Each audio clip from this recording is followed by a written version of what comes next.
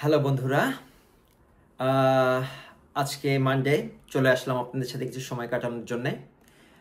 আজকে আমি আলোচনা করব আমার লন্ডন স্টোরি লাইফ পার্ট 5।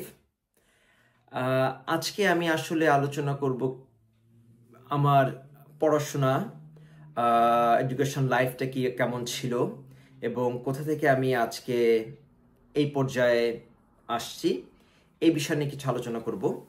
তো অ্যাজ এ স্টুডেন্ট হিসাবে আমি কিন্তু কখনোই ভালো ছিলাম না।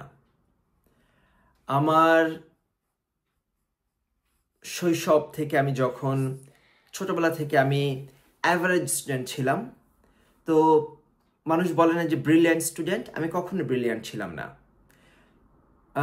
কিন্তু আমি আবার ভালো ছিলাম অন্যান্য দিকে, যেমন খেলাধুলায়, সাংস্কৃতিক অনুষ্ঠান, কালচারাল প্রোগ্রাম যেটাকে আপনারা বলেন, আদার সাইড এক্সেপ্ট এডুকেশন, আমি সব জায়গায় ভালো ছিলাম।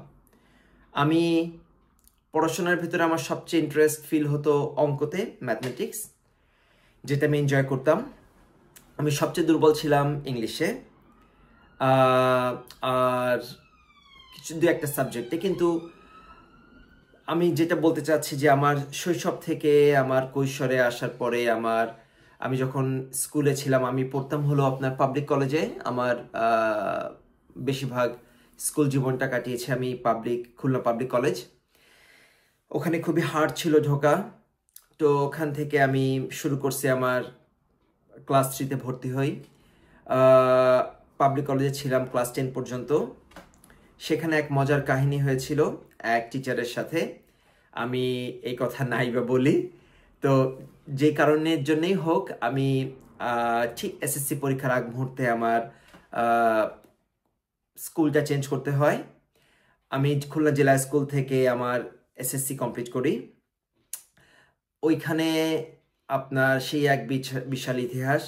যেদিন আমি জেলা স্কুলে ভর্তি হতে গেলাম, ওইটা আপনার ঠিক আমি ক্লাস 10-এ আপনার ম্যাট্রিক পরীক্ষা ঠিক আগে আমি ভর্তি হতে গেলাম। তখন ওদের হলো সাংস্কৃতিক স্পোর্টস ডে চলতেছিল।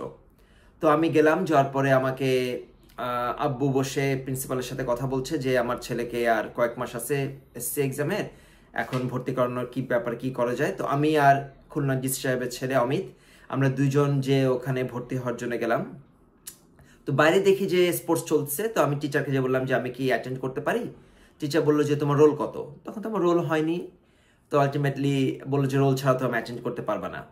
তো আমি দৌড় দিয়ে আবার প্রিন্সিপালের রুমে গেলাম, যে বললাম যে স্যার আমার একটা রোল নাম্বার দরকার, টেম্পোরারি হলেও হবে, আমি অ্যাটেন্ড করতে চাই আপনার স্পোর্টস অ্যানুয়াল ডেতে আজকে। তা বললো যে ওকে, দ্যাটস ফাইন।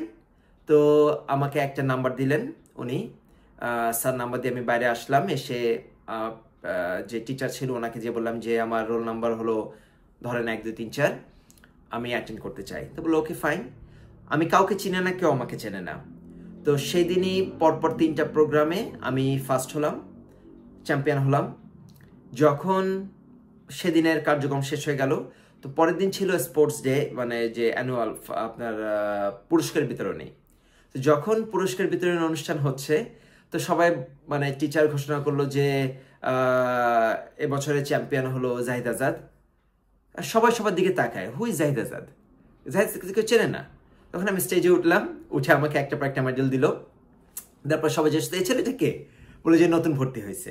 তো ওই আমার যাত্রা শুরু মনে করেন পাবলিক কলেজ। আলহামদুলিল্লাহ আমি সবসময় আপনার সাংস্কৃতিক অনুষ্ঠান অথবা স্পোর্টস ডেতে আমি চ্যাম্পিয়ন হয়েছিলাম প্রতি বছরেই প্রায়, এক্সেপ্ট লাস্ট ইয়ারে। মনে হয় ওই ইয়ারে আমার বড় ভাইয়ের সাথে আমার কম্পিটিশন হয়, কম্পিট হয়, যেটাতে আমি হেরে যাই, কারণ ভাইয়া গানে ছিল ওয়ান অফ দ্য বেস্ট। তো এনিওয়ে, তো এসএসসি গেল। এখন তারপরে আমরা খুলনা থেকে আস্তে আস্তে খুলনা সুন্দর কলেজে ভর্তি হলাম। ভর্তি ওখান থেকে আমি ঢাকা কেন্দ্রীয় কলেজ থেকে আপনার এসএসসি কমপ্লিট করি।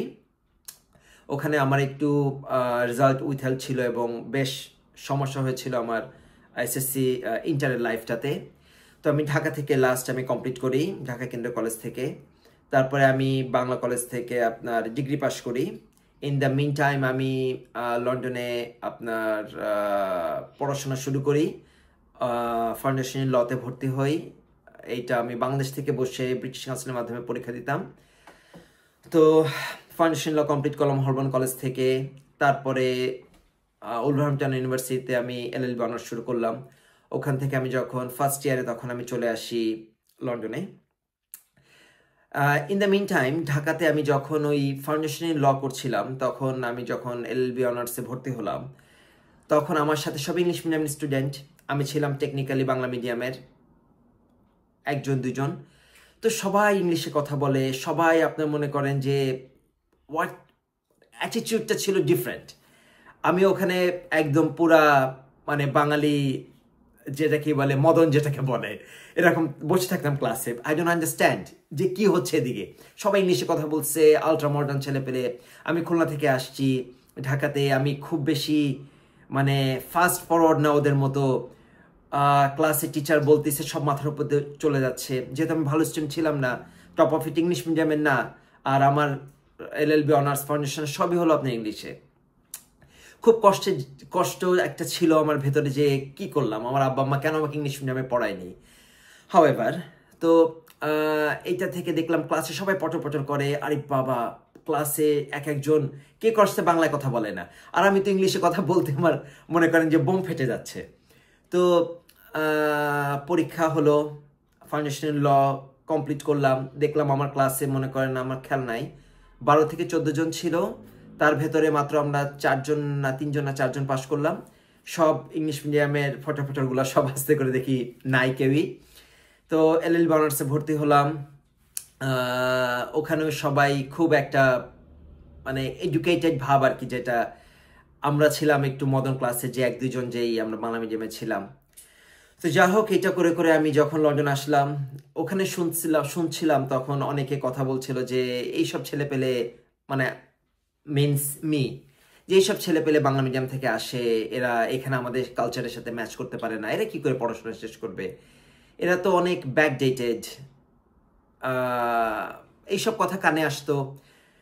আমার ফ্যামিলি থেকে সবাই চিন্তা করতো এই ছেলে জীবনে কোনো পড়াশোনা হবে না। আমার বন্ধু বান্ধবরা বলতো যে স্বাভাবিক হবে অ্যাভারেজ স্টুডেন্ট, এ কি করে স্বপ্ন থাকে ব্যারিস্টার হওয়া, কিন্তু এটাকে ইজ ইট পসিবল যে ব্যারিস্টার।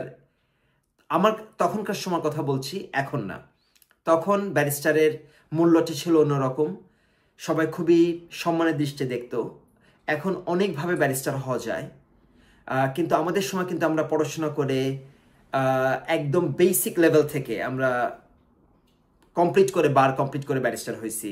এখন মনে করেন কেউ হাইকোর্টে 10 বছরের যারা প্র্যাকটিস করতেছে বাংলাদেশি লয়ার, যাদের কোনো আপনার এইখানকার যেই হার্ড লাইফটার কোনো এক্সপেরিয়েন্স নাই, অথবা কিভাবে আমরা যে পড়াশোনা করে ফ্রম স্ক্র্যাচ এই পর্যন্ত আসছি এটার মাচ নলেজ নাই, কিন্তু তাদের যেহেতু অভিজ্ঞতা আছে, 10 বছর তারা প্র্যাকটিস করছে, তারা সেই থ্রুতে তারা এখন বার পরীক্ষা দিতে পারে। এখন অনেক, আমি বলবো অনেকটা সহজ হয়েছে আমাদের এই লাইনটাতে ব্যারিস্টার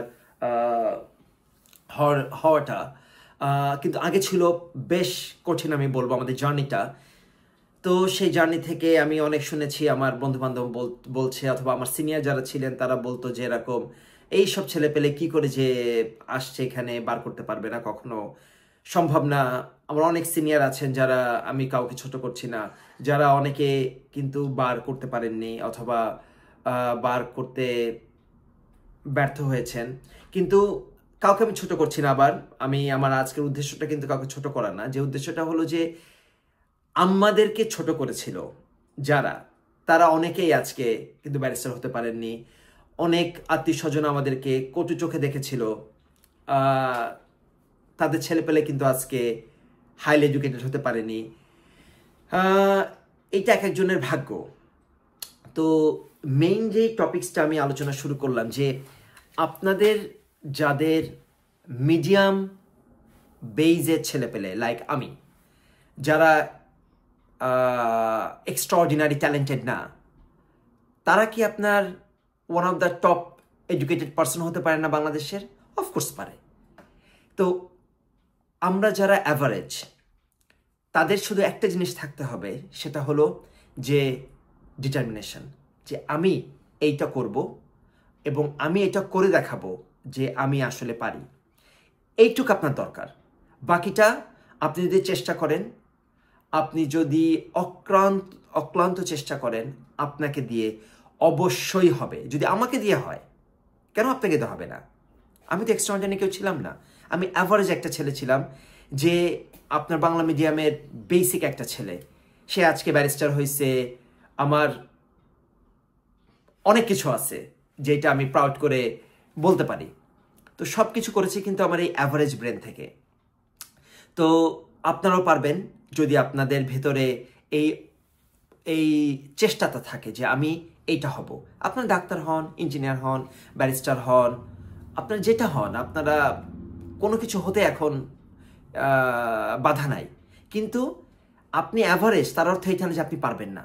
আপনি অ্যাভারেজ, তার অর্থ এইটা যে আসলে আপনাকে দেওয়া হবে। যারা বেশি ট্যালেন্টেড তারা কিন্তু ঝরে যায়। তো আমরা যারা অ্যাভারেজ আছি, আমি চাই আপনারা সবাই হতাশ হবেন না। জীবনে কিছু করতে গেলে অনেক বাধা আসবে। আপনার আব্বা বলবে আজকে এই ছেলেকে দিয়ে জীবনে কিছু হবে না, আপনার আম্মা বলবে একটা গাধা, কিছু হবে না।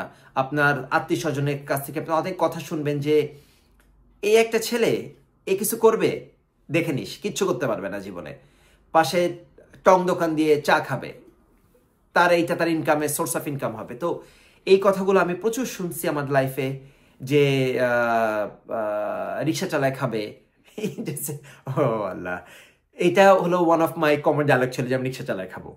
তো আল্লাহর রহমতে আমি রিক্সা চালাচ্ছি না, গাড়ি চালাচ্ছি। তো এই যে জিনিসগুলো আমি এক্সপিরিয়েন্স করে আসছি, সেটা হলো যে আপনাদেরকে আমি উদ্দেশ্য করে বলতে চাই, যারা আমাদের মতো স্টুডেন্ট আছেন অথবা ছিলেন, যাদেরকে আপনারা যারা ফিল করছেন যে আমাকে দিয়ে আসলে হবে না, যারা ছেড়ে দিছেন, হাল ছেড়ে দিছেন, তাদেরকে আমি বলবো হাল ছাড়বেন না। হাল ছাড়া কিচ্ছু নাই, আপনারা পারবেন। আমি যদি পেরে থাকি আপনারা পারবেন। আমি একজন, নিজেকে বলবো আমি একজন গাধা ছিলাম, গাধা থেকে আজকে মানুষ হয়েছি। তো আমি যদি গাধা থেকে মানুষ হতে পারি, আপনি তো মানুষ, আপনি কেন পারবেন না একজন বিশিষ্ট কিছু হতে? তো এটার সাথে আমি আরেকটু কিছু কথা বলি যে আমাদের যে স্টুডেন্ট লাইফটা আমরা কাটাই, যখন আমরা কোনো কিছু করতে পারি আমাদের লাইফে, তখন কিন্তু গর্ববোধ করার কিছু নাই। একটা সাধারণ জিনিস, আপনার অনেক কিছু থাকতে পারে, কিন্তু আমি দেখছি মানুষ ধ্বংস হওয়ার জন্য দুইটা জিনিস দরকার। একটা হলো অহংকার, অহংকারটা আপনার জন্য এনাফ ধ্বংস হওয়ার জন্যে। আরেকটা হলো যে যদি আপনি সঞ্চয় করতে না জানেন, এই দুইটা জিনিসের কারণে আপনি কিন্তু ধ্বংস হয়ে যাবেন। তো চেষ্টা করেন এই দুইটা জিনিস যাতে আপনি আপনার ভেতরে না গ্রো করে, আপনি নিজেকে কন্ট্রোল করার চেষ্টা করেন যেভাবে হোক। আর লাস্ট জিনিস যেটা আমি শেষ করবো আজকে, সেটা হলো যে আমার এই ল শেষ করার পরে আমি যখন চাকরিতে জয়েন করি, অথবা ল শেষ করার সাথে আমি চাকরি জয়েন করি, আমি কিন্তু সবসময় একটা জিনিস মাথায় রাখছি, সেটা হলো যে দেখেন, আপনাদেরকে ক্যালকুলেটিভ, আপনাদের ম্যাথমেটিক্সে ভালো হতে হবে না। যেমন না যে আপনাকে ব্রিলিয়ান্ট হতে হবে ম্যাথমেটিক্সে আপনার লাইফে শাইন করার জন্যে। আপনি যেটা করবেন, যে ক্যালকুলেশনে ভালো তার সাথে একদিন বসবেন, বসে আলোচনা করবেন। আপনি বলবেন যে আপনি কি করতে চান, আপনার এই অবস্থা আপনি কি করলে ভালো হবে। তো যারা ম্যাথমেটিক্সে ভালো, যারা ক্যালকুলেশনে ভালো, যারা সাকসেসফুল, তাদের সাথে আপনার, আমি বলবো না খালি ফ্রেন্ডশিপ রাখবেন, কিন্তু তাদের কাছ থেকে আপনি পরামর্শ নেবেন। আমরা বাঙালিরা সব জানি, আমরা বাঙালিরা কেউ স্বীকার করতে চায় না যে আমি জানি না। প্রতিটা বাঙালি বলবে আরে ভাই এটা কোনো ঘটনা না, কিন্তু আসলে এটা ঘটনা। আপনি যদি না জানেন, আপনার উচিত হবে বলা যে ভাই আমি জানি না, অমুক জানে, আপনি ওনার কাছে যান। এইটা আমরা বাঙালিরা বলতে চাই না। আমরা বাঙালিরা সবাই সব জানতা। তো এইটার জন্য আমি সাজেস্ট করব, আমরা যারা জানি না, জাস্ট বলবেন আমি জানি না। এখানে কোনো লজ্জা নাই। আপনি আমাকে একটা কোশ্চেন করেন আজকে, আমি যদি না জানি আমি বলবো আমি জানি না। আমি ব্যারিস্টার, তার অর্থ এখানে যে আমার সব জানতে হবে। তো আমি সাজেস্ট করব, যারা আমরা শিক্ষিত সমাজ, তারা যদি কিছু না জানি বলবেন আমি জানি না, অমুকের কাছে যাও, অমুক আমার থেকে বেটার সাজেস্ট করতে পারবে বিষয়ে। তো আমরা সবাইকে সাজেস্ট করি যে কার কাছে গেলে ভালো হবে, এবং সবাইকে হেল্প করি। আমি আজকে একটা জায়গায় পৌঁছেছি তার অর্থ এটা না যে আমার একটা বন্ধুকে আমি টেনে উঠাতে পারবো না।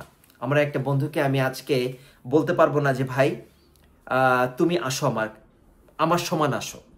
আমরা সবাই চাই যে আমার তার থেকে আমি বেটার থাকি, দরকার নাই ভাই, আমরা সবাই সমান থাকি। যদি এই মেন্টালিটি আনতে পারি যে আমি আজকে যে পজিশনে আসছি, আমি আর 10 জনকে আমি সাজেস্ট করে, কোনো টাকা পয়সার লেনদেনে না, সাজেশন দিয়ে বেটার, আমি যদি আজকে বেটার আমি যখন লন্ডন আসছি তখন যদি আমি বেটার সাজেশন পেতাম আমি আমার সিনিয়রদের কাছ থেকে, ফ্রেন্ডদের কাছ থেকে, আজকে আমি মাচ বেটার পজিশনে থাকতাম। আজকে আমি একটা বাঙালি ছেলে আসলো, আমি আজকে তাকে যেভাবে গাইড করতে পারবো, আমি ওই গাইডটা যদি পেতাম আজকে আমার একটা না আমার 5টা বাড়ি থাকতো। তো বেটার গাইড করি, আর যদি আমরা না পারি গাইড করতে, দ্যাটস অ্যাবসলিউটলি ফাইন। ছোট হওয়ার কিচ্ছু নাই, বলবেন আমি জানি না, মিস্টার এক্স জানে, তার কাছে যাও। তো আমরা সাজেস্ট করি একে অপরকে, বন্ধুত্বের হাত বাড়িয়ে দিই। এবং ভালো থাকবেন। রমজানের আজকে এখনো রোজা, আমাদের খুব শিগগিরই আমাদের আর 1-1.5 ঘন্টা বাকি আছে শেষ হতে। তো সবাই ভালো থাকবেন, have a great day guys. আবার দেখা হবে নেক্সট মানডেতে। Take care, bye by.